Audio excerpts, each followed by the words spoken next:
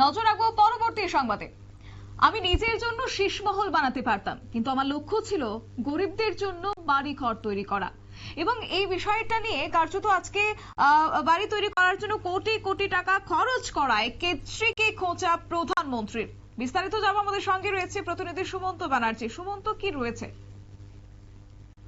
দেখো, দিল্লির নির্বাচন, বিধানসভা নির্বাচন আগামী মাসেই, এবং সেই নির্বাচন হওয়ার আগে দিল্লির যে রাজনৈতিক পরিস্থিতি এখন কিন্তু বেশ উত্তপ্ত হয়ে উঠবে খুব স্বাভাবিকভাবেই, সেটা আন্দাজ করা গেল এবং বলা যেতে পারে তার শুরুটা মোটামুটি ভাবে করে দিয়ে গেলেন প্রধানমন্ত্রী নরেন্দ্র মোদী। এদিন দিল্লিতে একটি অনুষ্ঠান ছিল প্রধানমন্ত্রীর, এবং এই যে জনসভা থেকে তিনি দিল্লির প্রাক্তন মুখ্যমন্ত্রী অরবিন্দ কেজরিওয়ালকে একেবারে কড়া ভাষায় আক্রমণ করলেন এবং তিনি বললেন যে দিল্লির মানুষের কথা মাথায় রেখে বা সারা দেশবাসীর কথা মাথায় রেখে তিনি এমন কোন সিদ্ধান্ত নেননি যেখানে তার জন্য পাকা বাড়ি থাকবে, বড় উঁচু বিল্ডিং থাকবে, কিন্তু মানুষ মানে আম আদমি যারা তারা অ্যাকচুয়ালি বা কঠিন পরিস্থিতির মধ্যে দিন কাটাবে, এটা তিনি কখনোই ভাবতে পারেননি। সেই কারণে তিনি কখনো শীষমহল বানাননি। সেই কারণে কারণ তার মাথাতে একটাই জিনিস ছিল যে দেশবাসীর জন্য পাকা ঘর, গরিব মানুষের জন্য পাকা ঘর করে দেওয়া। এইটাই তিনি আজকে বলেন। কেন বলেন? কারণ অরবিন্দ কেজরিওয়াল যখন দিল্লির মুখ্যমন্ত্রী ছিলেন, সেই সময় দিল্লির মুখ্যমন্ত্রী থাকাকালীন তিনি কিন্তু নিজের যে বাড়ি তৈরি করেছিলেন তার জন্য কোটি কোটি টাকা খরচ করেছিলেন, এবং যেটাকে শীষমহল বলেও ডাকা হয়। এবং সেই জায়গা থেকেই প্রধানমন্ত্রী আজকে বলেন, আজকের যে জনসভা সেখানে বলেন, मैं भी कोई शीश महल बना सकता था, लेकिन मेरे लिए तो मेरे देशवासियों का पक्का घर मिले, यही एक सपना था।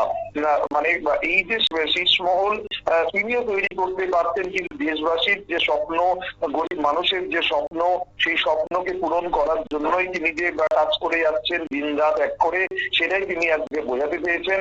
এবং তোমাদের জানিয়ে রাখবো, আজকে প্রধানমন্ত্রীর যে কাজ ছিল, যে অনুষ্ঠানটি ছিল, সেখানে ঝুঁকি ঝোপড়ি সেখানকার যারা মানুষ তাদের জন্য 1675টি ফ্ল্যাট সেখানকার বাসিন্দাদের হাতে তুলে দেওয়া হয়। এই 1675টি ফ্ল্যাটে মানুষ এখন থেকে বাস করতে পারবে।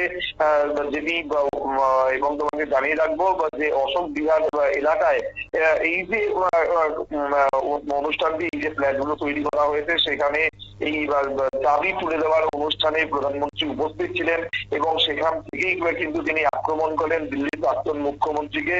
এবং তিনি এও বলেন যে দিল্লির বাসীর কাছে মানে অরবিন্দ কেজরিওয়াল একজন আপদ, মানে এই আপদ এবার বিদায় হবে।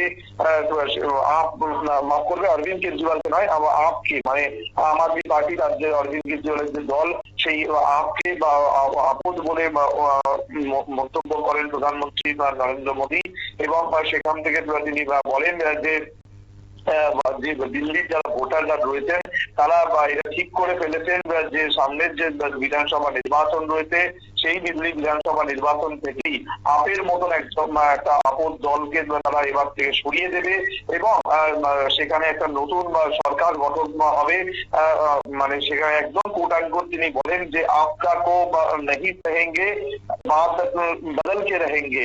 মানে প্রধানমন্ত্রী এই যে মন্তব্য, সেটাও কিন্তু খুব গুরুত্বপূর্ণ, বোঝাই যাচ্ছে একেবারে যে বিধানসভা নির্বাচন আসতে চলেছে, সেই বিধানসভা নির্বাচনের আগে এই যে গরম এই মুহূর্তে কিন্তু দিল্লির যে রাজনৈতিক মহল, সেটা কিন্তু বেশ উত্তপ্ত রয়েছে, এবং আগামী দিনেও এর যে কোনো অন্যতা হবে না, সেটা কিন্তু মোটামুটি বোঝা যাচ্ছে প্রধানমন্ত্রীর আজকের এই ভাষণ থেকে। শতাব্দী, ধন্যবাদ। বিস্তারিত বিষয় জানিয়েছে আমাদের প্রতিনিধি সুমন্ত ব্যানার্জি। এবং কার্যত সামনেই রয়েছে দিল্লির বিধানসভা নির্বাচন, এবং এই নির্বাচনের আগে এবার জমে উঠেছে রাজনীতির ময়দান, এবং সেই জায়গা থেকে অভিযোগ পাল্টা অভিযোগ এবং আক্রমণ পাল্টা আক্রমণে এবার সরগোল, এবং সেই কথাই কার্যত আজকে পরিলক্ষিত হয়েছে।